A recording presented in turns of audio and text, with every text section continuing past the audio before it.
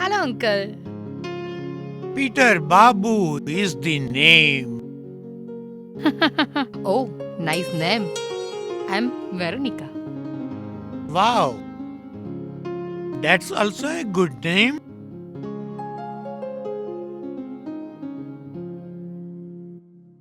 Uncle, તમે શું શોધો છો? મારી ખોવાયેલી જવાની શોધું છું. તો અંકલ, આ તમારી છત્રી છોડો અને થાવ સીધા. પછી ચાલો સીના તાન કે. પછી જુઓ, તમને તમારી જવાની મળી જશે.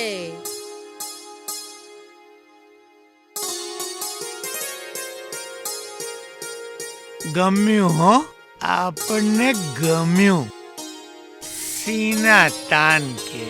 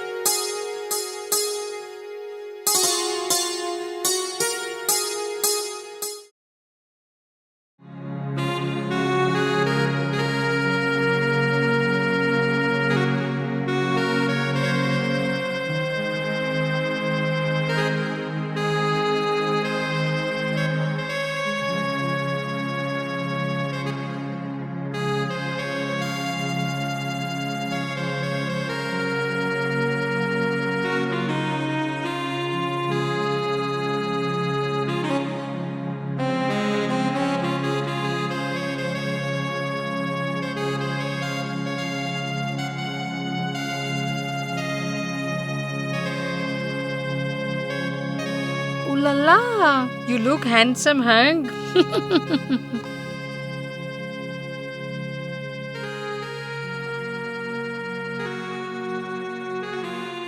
અરે, તમે આ શું કરી રહ્યા છો? પડી જશો. ના, હવે એ પોસિબલ નથી.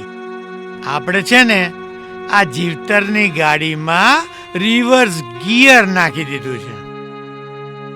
તને તો ખબર છે ને, નિવૃત્તિ પછીની જનરલ પ્રવૃત્તિ બધા બાંકડેથી ખાટલે ને ખાટલેથી બાંકડે એમ કરીને ઠાઠડીની રાહ જોતા હોય છે. પણ મારે વખતે છે ને, તું પેલો ટવકો કરજે. જો ચાલ્યો પેલો રંગીલો રતન. આજે 4 જણાના ખભે ચડીને ચાલ્યો. રોજ મારી જોડે રેટ્રો વોક કરતો તો. પણ હા, જો મને અગ્નિદા ના આપતી, જો મને અગ્નિદા આપ્યો ને, તો મારી જવાની બડબડ બડબડ બડબડ બડબડ બળશે. એને બદલે તું મને છે ને પેલા 6x3 ના કમરામાં મારી જવાની સાથે ચીન નિંદ્રામાં સુવાડી દે છે. પીટર બાબુ, પ્રેક્ટિસ નિક્શન. તું મને મળ બીજું પર, ઓકે? પ્રેક્ટિસ નિક્સન એ શું?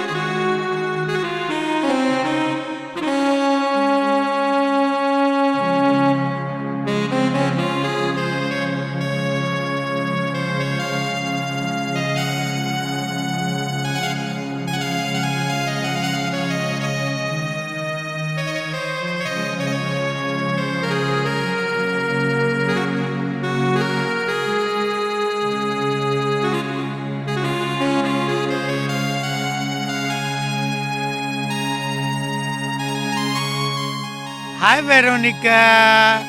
You called me. Here I am. Welcome to Wellness Practice Connection.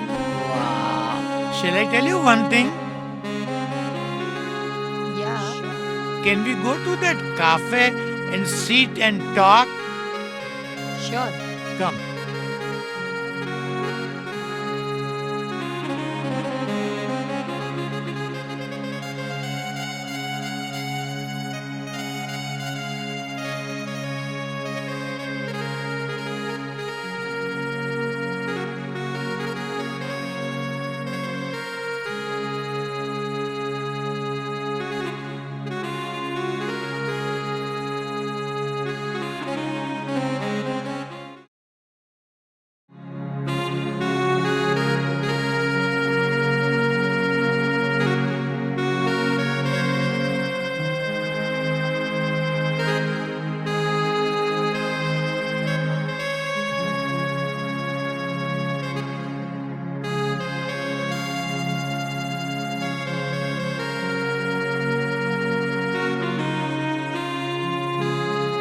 Yes, Veronica.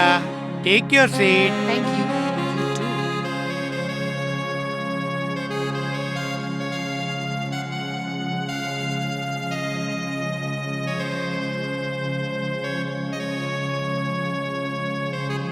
હા તો હું શું કહેતી હતી વેલકમ ટુ વેલનેસ પ્રેક્ટિસ નિક્શન શું? એ જ કે વ્યસ્ત જીવનનું મારણ મતબલ? કંઈ ના કરવું. હું કંઈ સમજ્યો નહીં. ગતિશીલ જીવનશૈલીમાં હેતુ વગરનું જીવન એટલે કે આળસુ બની જવું. કેવી રીતે? તારી માનસિક અવ્યવસ્થાને સાફ કરવાની કળા નિક્સન. એવું કેવી રીતે બને? નવા વિચારો માટે જગ્યા બનાવ. એવું શક્ય છે? હા, તારા કાર્યક્રમમાં અન્ય બોજ ઉમેરવાનો નથી. દિવસ દરમિયાન ફક્ત આરામ કરવાની કળા એટલે પ્રેક્ટિસ ઇટ.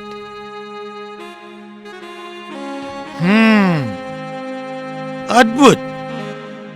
જો આ એક ડચ ખ્યાલ છે. કંઈ ન કરું, નિષ્ક્રિય રહેવું, હેતુ વગર કંઈ ના કરવાનો ઉલ્લેખ પ્રેક્ટિસ નિક્શન. આ તો બહુ સરળ છે. હા, એટલું જ કે બાલ્કનીમાંથી કુદરતને જોતા સહેલ કરવી. પણ પછી મારી ક્રિએટિવ પ્રોડક્ટિવિટીનું શું થાય? માત્ર તારું હોવા વિશેનો વિચાર એટલે પ્રેક્ટિસ નિક્શન. એની કોઈ ચોક્કસ ટેકનિક કે લક્ષ્ય? ના, પણ એક એવી ચાવી છે કે એવા કાર્યો કરવા કે જેમાં પ્રયત્નોની કોઈ જરૂર જ નથી. અરે વાહ. હા, છેલ્લે તારે દૂધથી જ ડિસ્કનેક્ટ થવાનું છે. અને આ છે તારી વેલનેસ પ્રેક્ટિસ નિક્શન. અરે વાહ, આ તો શૂન્યમાંથી આનંદનું સર્જન. અતિ સુંદર કન્સેપ્ટ છે. જીવી લે તારી જિંદગી. અને હા, તું શું કહેતો હતો? 6x3 નો કમરો? અરે, મોતને તિલાંજલિ આપ. રાઈટ. ઓ પીટર, જીવન બહુ જ ખૂબસૂરત છે. અરે, એકલા જીવીને તો જુઓ.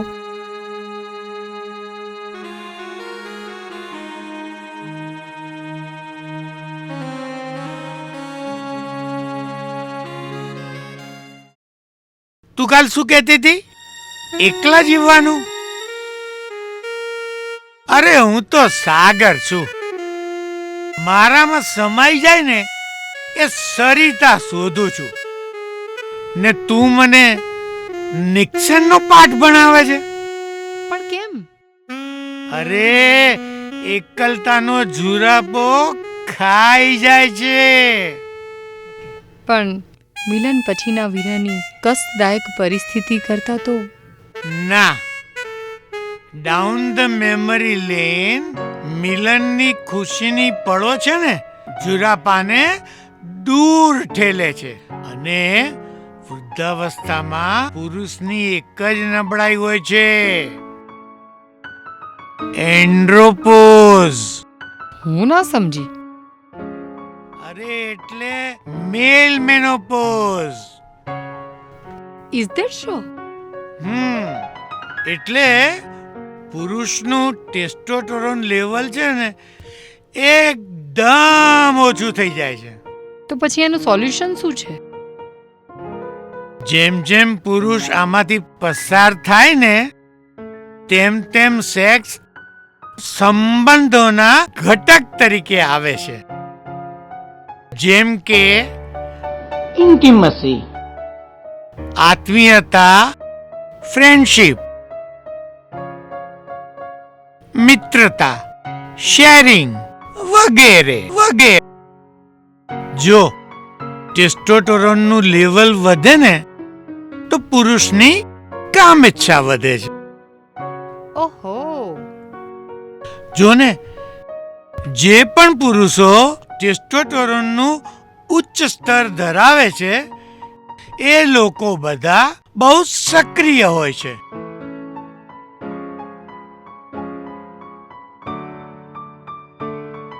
અચ્છા. અને વૃદ્ધાવસ્થામાં આ જરૂરી છે.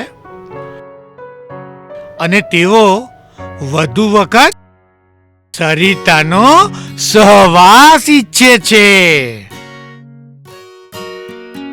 તો એમ વાત છે. પુરુષ માટે તે સમય સુંદર છે, કારણ કે તમારા મિત્ર સાથે શારીરિક માનસિક સ્તરથી પણ આગળ વધી ગયું છે. હવે હું બધું સમજી ગઈ.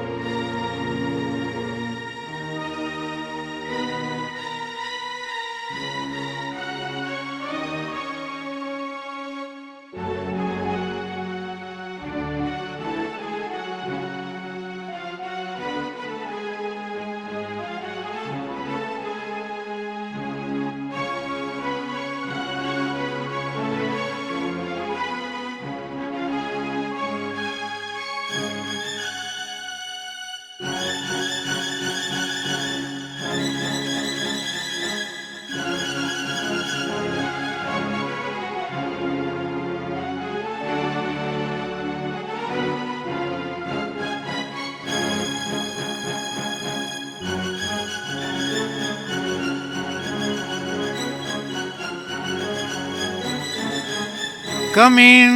The door is open.